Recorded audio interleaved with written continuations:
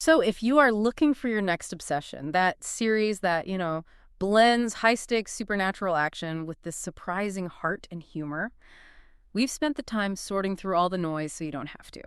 Today, we are diving deep into the source material and the absolutely massive rollout for the upcoming anime adaptation of Black Torch. And we really need to do this deep dive Yeah. because this adaptation is shaping up to be so much more than just another action show. It's based on the manga by Tsuyoshi Takaki, and it's already one of the most anticipated premieres for 2026. So our mission here is to give you the shortcut. We've pulled together all the recent news, the big cast reveals, the production team, everything, into one thorough briefing. Because let's be honest, trying to track all this news across different trailers and big events like Jump Festa can be, well, a total minefield.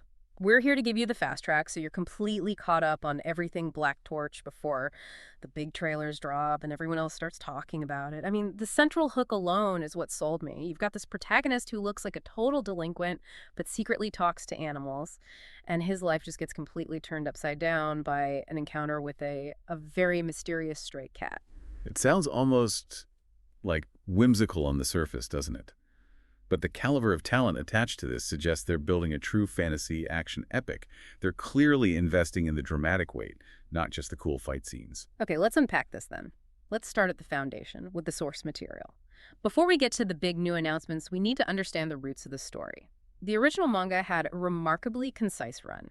It started in December 2016 and wrapped up in July 2018, just 5 volumes. And that 5-volume run is really crucial context for you. In today's anime landscape, so many adaptations are based on manga that are 15, 20 volumes long before they even get an announcement. So Black Torch's length suggests two things. One, it's incredibly focused, the story won't meander.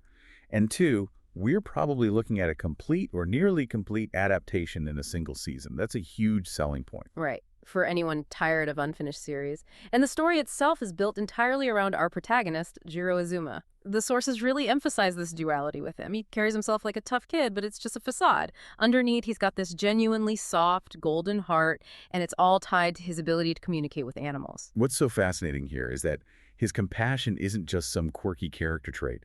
It is the catalyst for the entire series.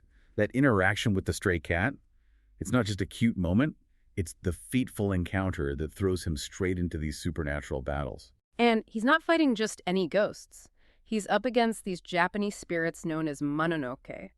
Can we pause on that term? Because just saying Japanese spirits doesn't quite capture the threat level here, does it? That's a key distinction. A mononoke is not your average friendly ghost. In Japanese folklore, these are often ancient, powerful entities. Sometimes they're monstrous, sometimes they're shapeshifters. They were traditionally seen as the cause of, disasters, diseases, things you couldn't explain. They carry a lot of historical weight. So if Jiro is fighting these really formidable folkloric beings, the big question for the adaptation becomes, how will they visually handle it? How do you blend the humor and heart we get from Jiro's character with the high-stakes historical weight of fighting these powerful mononoke? Well, the production notes we've seen suggest they're very aware of that balance. The creative team is committed to blending the animation seamlessly with Tsuyoshi Takaki's, quote, unique artistic vision. And Takaki's art is known for its sharpness, its dynamic action, but also for these expressive, almost painterly textures on the creatures themselves. So prioritizing that visual authenticity means we should expect the Mononoke to look properly terrifying. Speaking of expectations, let's pivot from the visuals to the voices. Let's get to what just dropped at Jump Festa 2026, the news that has the whole community buzzing, the unveiling of 2 major characters from the Bureau of Espionage. And this is where the dynamic really shifts. These aren't just some random side characters. The casting decisions here immediately signaled that these Bureau agents, Reisuke Shiba and Hana Usami, are going to be major players. Let's start with Ryosuke Shiba. He's described as a character of depth and charisma, maybe a mentor figure or a foil for Jiro. And his voice actor is Junichi Suwabe. Most of you will know him instantly as the voice of the King of Curses, Ryomen Sukuna, in Jujutsu Kaisen. I mean, the implication of casting Suwabe is just huge. He doesn't just voice powerful characters. He voices characters who command the entire screen, characters that carry, like, centuries of menace or moral ambiguity. When he speaks, you listen. So, attaching a voice actor of his caliber to a secondary agent tells you Shiba is not just some task giver. He's going to be a driving force. His design even suggests this cool, aloof sense of control. Exactly. You don't bring in that kind of star power for a character who's only around for a few episodes. It points to a really nuanced, recurring role that needs that level of dramatic weight. And then you have Hana Usami, who's described as Shippa's right-hand agent. She's one who adds a more dynamic, maybe even chaotic spark. And her voice is provided by Reina Ueda, who many will recognize as Rose, the bomb devil from Chainsaw Man. So if you connect those dots, you're pairing Suwabe's controlled intensity with Ueda's specific brand of, well, unpredictable energy, which is exactly what Revezi was famous for. It immediately tells you the Bureau of Espionage is not some bland government agency. It's filled with immense, potentially dangerous power. It confirms it. The production team is investing heavily in the dramatic weight these Bureau agents will carry. They're using the audience's recognition of these VAs to almost define the characters before we've even seen them in action. It tells you they're not there for exposition. They are critical to the action and the drama. Now, this is where it gets really interesting for me. The staff pedigree is the true shortcut here. For you listening, knowing who is behind the camera is the best way to predict the quality and the tone of a show. So what are the top names we should be looking at, and why do they signal quality? That's the deepest insight we can give, really. The who matters just as much as the who voices who. And this production team is pulling talent from all over the anime landscape. It feels like they're aiming for a synthesis of different successful styles. Okay, let's start with the director and the studio. The series is being produced by 100 Studio, and the director is Kei Umabiki.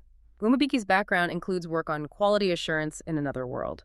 And the relevant experience there is handling adaptations with these really unique high-concept premises. Quality assurance required a specific tone and visual structure. So Umabiki's involvement suggests they trust him to take Takaki's distinct style and blend it with this complex supernatural action.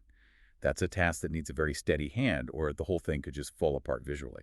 And then there's the writing.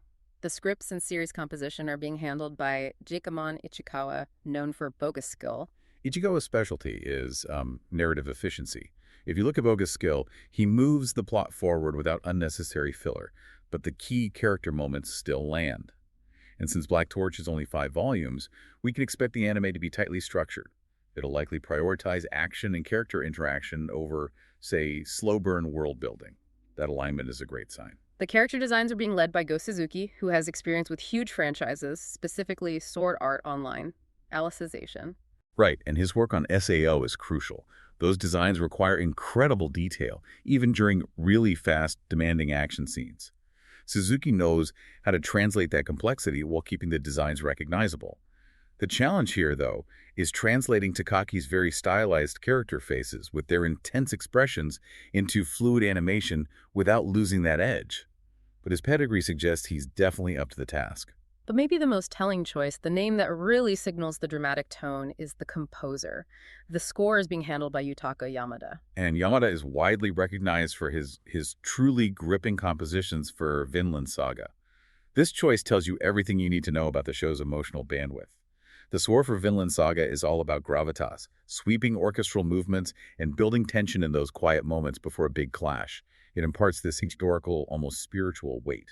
So what does importing that musical DNA mean for Jiro Azuma fighting shape-shifting spirits? Because this is clearly not 11th century Scandinavia. It means that while the show definitely has humor and charm, like with Jiro's animal interactions, the musical choice suggests that when the action hits, when the stakes rise in those Mononoke battles, the mood is going to get serious and deeply emotionally weighty. They aren't scoring this like a generic battle show. They're building a soundtrack for high-stakes emotional payoffs. It creates an expectation of depth that just perfectly matches the premise. You get the charming setup, but the score tells you when Jiro has to make a life-altering choice. This team is pulling talent from the best of action, fantasy, and high-drama anime to hit all 3 notes. It's exactly the kind of project where the staff's reputation ensures that the core themes of the manga, that battle between compassion and monstrous power, will be treated with the gravity it deserves. Okay, so let's talk logistics and timeline so you know exactly when to prepare. Mark your calendars. Black Torch is officially set to premiere in July 2026. That gives us plenty of time to get ready. And if you want to taste now, which we highly recommend, our sources confirm that VIZ Media is providing the official English version of the manga. And like we said, since it's only 5 volumes, it's a perfect, low-commitment way for you to get familiar with the material. You can dive into the source material now, appreciate the original art, and be ready to analyze every scene when the anime airs. That's how you get ahead of the curve. The anticipation is absolutely earned.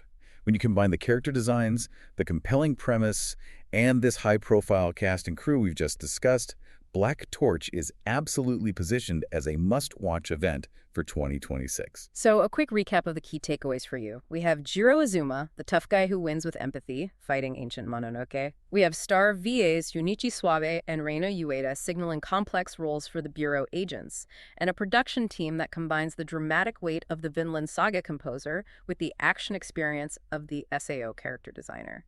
Everything points to a high-fidelity, emotionally resonant adaptation. Which leaves us with one final provocative thought for you to chew on. We established that the whole premise hinges on Jiro's connection to animals. The villainous cat is essentially weaponized empathy. Yeah. So given that the Vinland Saga composer is on board, a composer who excels at scoring themes of emotional weight and consequence, how important will Jiro's ability to understand the pain or the motive of his enemy, the very core of empathy, be to defeating these ancient Mononoke? It suggests the core theme might be that the toughest fighter is the one who chooses compassion. It's a key tension to watch for in the adaptation, the fighter who wins not just with force, but with connection. Keep an eye out for further updates and those inevitable stunning trailers. Until next deep dive, stay informed.